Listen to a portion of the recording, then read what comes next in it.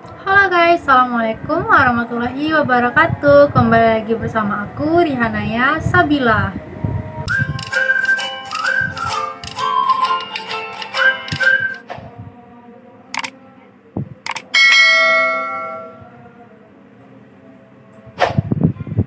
Nah, pada kali ini sesuai dengan judul videonya, kita akan membahas tentang ekologi sastra atau teori ekologi sastra.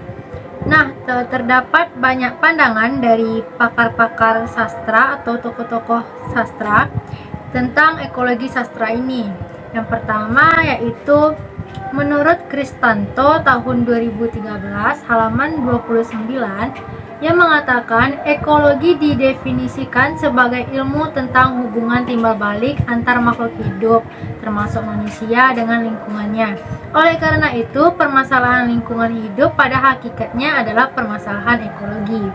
Sementara itu, menurut Endraswara tahun 2016, ekologi ialah ilmu yang mempelajari hubungan timbal balik antara makhluk hidup dengan lingkungannya.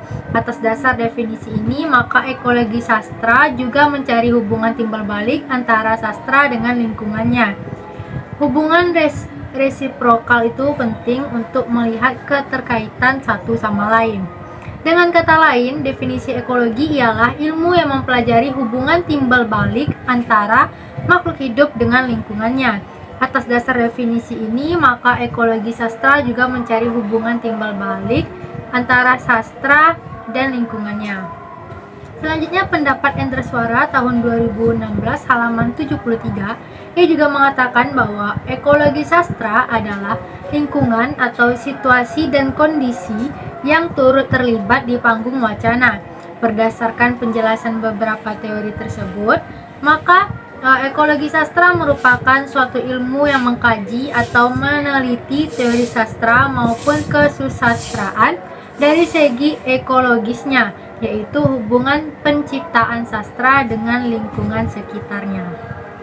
Nah, pendekatan ekologis ini berusaha mencapai spesifikasi yang lebih tepat mengenai hubungan antara semua kegiatan manusia, transaksi biologis, dan proses alam tertentu ke dalam satu sistem analisis, yaitu ekosistem.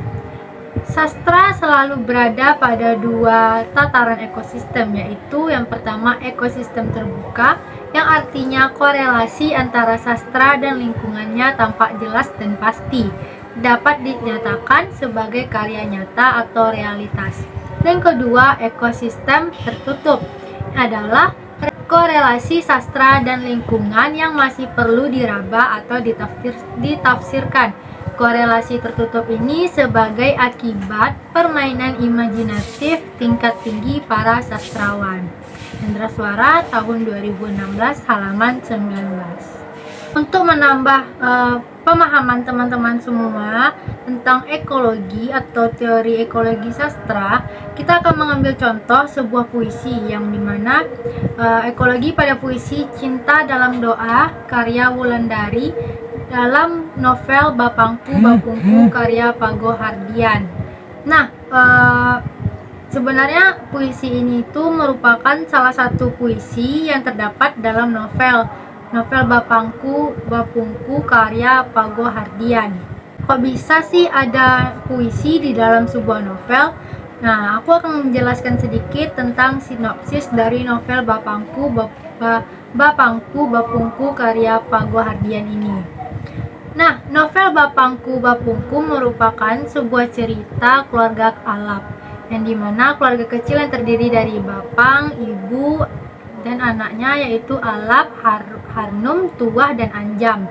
Bapang merupakan sebuah panggilan ayah yang berasal dari Samande, yang dimana cerita dalam Bapangku Bapungku ini adalah mengisahkan lika-liku kehidupan keluarga Alap, seorang anaknya, dengan keunikan dan kejenakaan Bapang dan anak-anaknya.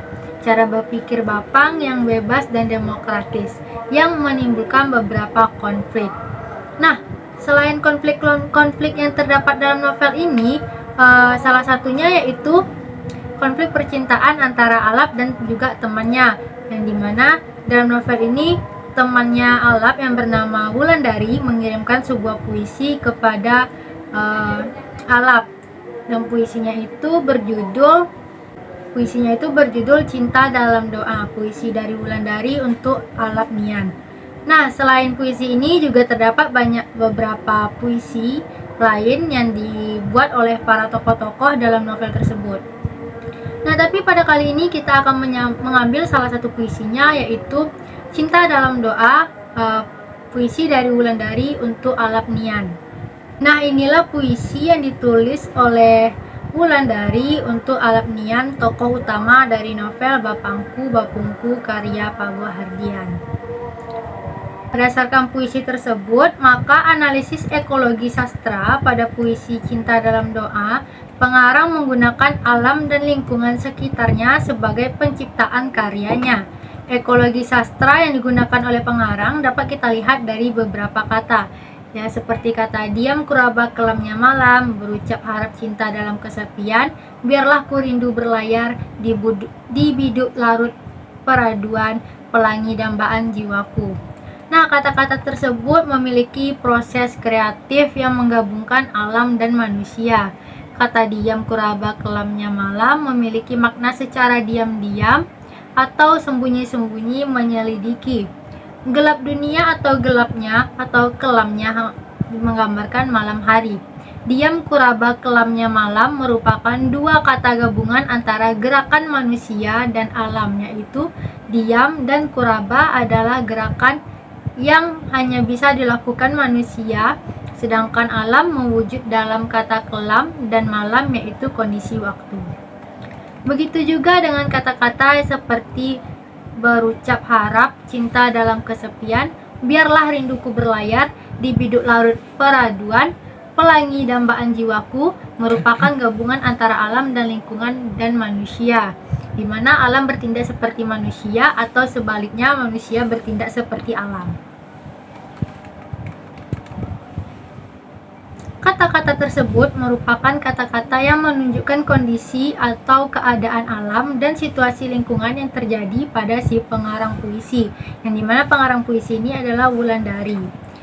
Penggunaan kata-kata kelamnya malam, kesepian, berlayar, laut, peraduan, dan pelangi merupakan bagian dari ekologi yang terwujud dalam suatu karya sastra karena hasil cipta rasa krasa pengarang dalam memilah dan memilih diksi yang tepat, sehingga menciptakan makna yang mendalam dan indah. Pendekatan ekologis yang digunakan dalam puisi tersebut menggunakan satu tataran ekosistem, yaitu ekosistem tertutup, yaitu artinya korelasi sastra dan lingkungan yang masih harus diraba atau ditafsirkan. Sekian dulu pembahasan kita tentang teori sastra ekologi atau teori ekologi, baik itu tentang pengertiannya ataupun bagaimana maksud teori ini dalam suatu karya sastra. Semoga video ini bisa menambah pemahaman teman-teman semua. Semoga juga video ini bermanfaat untuk kita semuanya. Lebih dan kurangnya saya mohon maaf. Sampai jumpa lagi di konten selanjutnya. Jangan lupa untuk like, comment, share, dan subscribe channel YouTube aku. Oke, terima kasih. Dadah.